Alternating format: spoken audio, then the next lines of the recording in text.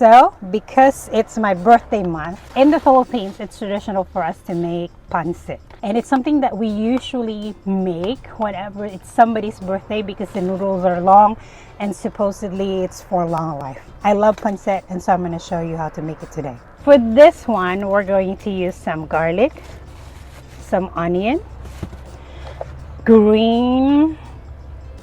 some Chinese green beans, some carrots.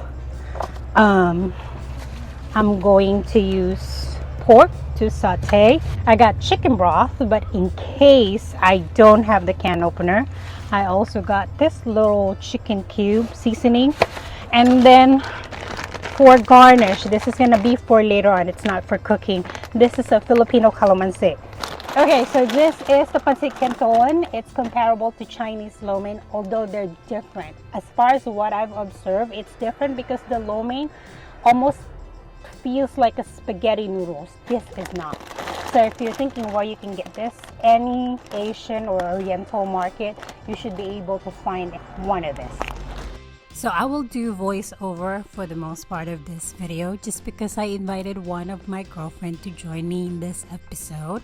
And just for privacy reason, we had so many girly talks and fun conversation that I don't feel I should be sharing in this video, but I still wanted to share how I made pansit in this van. Another concern I have is during the taping of this video, we were blasting a lot of Filipino songs and I don't want to get demonetized because of it. The way I made this pansit is one of many ways, but I do have Vanlife in mind. Most of the ingredients, especially the vegetables, are something that you can find in any market all over the States, with the exception of noodles and soy sauce, which you can easily find in any Asian or Oriental stores. As the video goes along, I will be adding some suggestions on how you can replace or add some ingredients based on your preferences or food restrictions. And before I forgot, if September is your birth month, happy birthday to us. Another reason why I have to do voiceover is during editing, I realized I was speaking a lot of Tagalog because the friend that I invited with me, she's also Filipino, so we're both speaking Tagalog to each other for the most part. Before I go on, if you are a returning subscriber, thank you for being here and welcome back. If this is your first time here, I'd like to welcome you. My name is Christina and I am Vanderwoman. For my lovely subscribers, before I started cooking, of course you can see the door is open. I also have the back door open and the window behind the stove is also open. So you don't have to worry about carbon monoxide poisoning. So now to cooking. On this part, I am sauteing the pork. How I was taught to do this to make sure that the meat is cooked thoroughly. I put some water in the pan, put the pork in it, and just let it boil until it dries.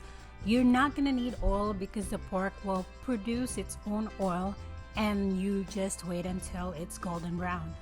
You can also use chicken breasts. The same process needs to be followed.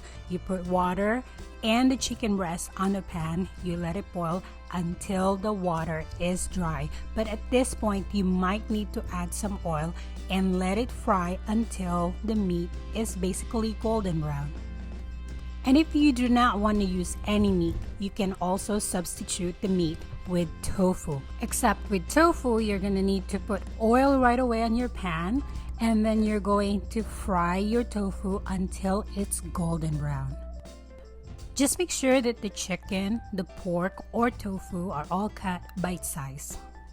Once the meat is brown, I then add the finely chopped garlic, stir it a little bit, and then followed by chopped onion. I mix them together for a little bit, usually until the onion is kind of clear. Then I add the vegetable. First, I put the carrots because it's the hardest, and then I follow it up with the green beans. And I usually put celery too, but today I forgot to grab some from the market, so no celery today. But if you wanted to add some, this is the time to do so. Once you have the meat and the vegetables all in a pan, You want to make sure you stir them occasionally so you don't get any of them burnt.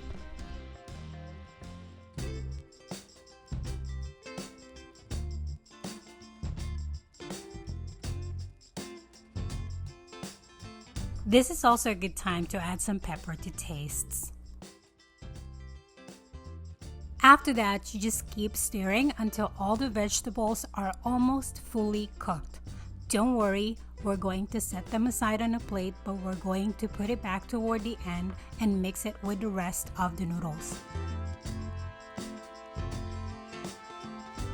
Using the same pan, I poured the chicken broth, and yes, I found a can opener in my van. Then I added some water.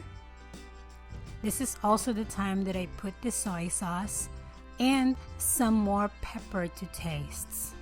And since I already have it, I also used the chicken broth cube. I decided to add it into the mix. I wish I could tell you what the portions are of the stuff that I'm putting in there, but as you can see, I eyeball almost everything whenever I cook. Not just for pancit, but every time I cook. At this point, I mix everything together and wait until it boils. But this is a perfect time for you to taste your mixture.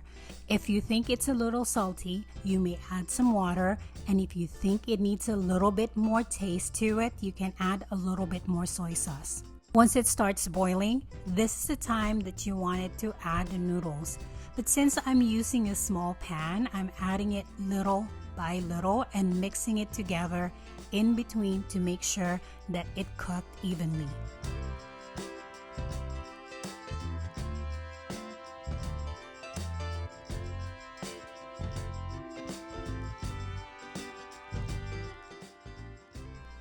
I honestly didn't think that I will be able to put all of the noodles that's in the package in that pan, but it turned out the pan is bigger than it looks like, so I was able to put everything. But again, I was putting them little by little, mixing it in between, and that really helped. After all the noodles are in the pan, I just stir them occasionally. I think I left the noodles in that mixture cooking for about 10 to 15 minutes. Usually you know the noodle is done when the water is almost dry, but you also have to watch out. Sometimes I will grab one or two of the noodles and then I try it to see if it's still tender or if it's already cooked. I use the same technique when I'm trying to cook spaghetti noodles, and I wanted to make sure that it's not underdone or overdone.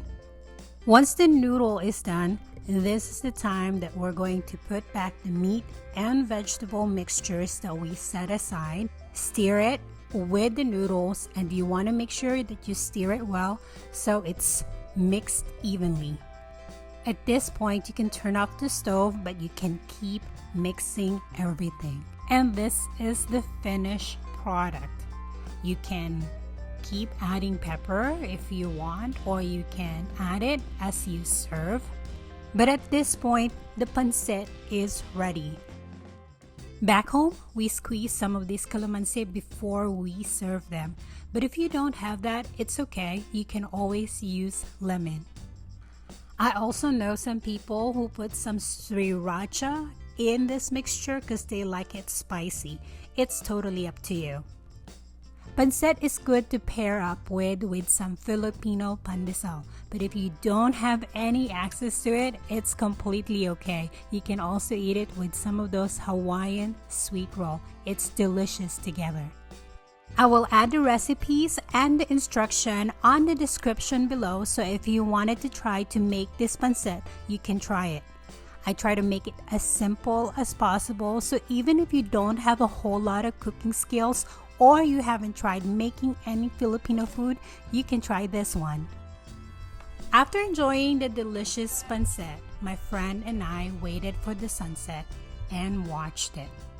It was still kind of bright out, and honestly, we were so full, so we decided it's best for us to walk. So we walked toward the Hotel del Coronado, and there's a lot of things happening. It was kind of fun, but we walked until we were tired, and then we head back to the van, packed up, and then go home. Once again, if you're celebrating your birthday the month of September, I wanted to extend a happy birthday greetings to you. A little fun fact about the Philippines though. Did you know that in September, Filipinos starts decorating their homes for Christmas? We actually hold the record for the longest Christmas celebration in the whole wide world. We start decorating from September and we don't take it down until the first week of January, which is the Feast of the Three Kings. What do you think about that?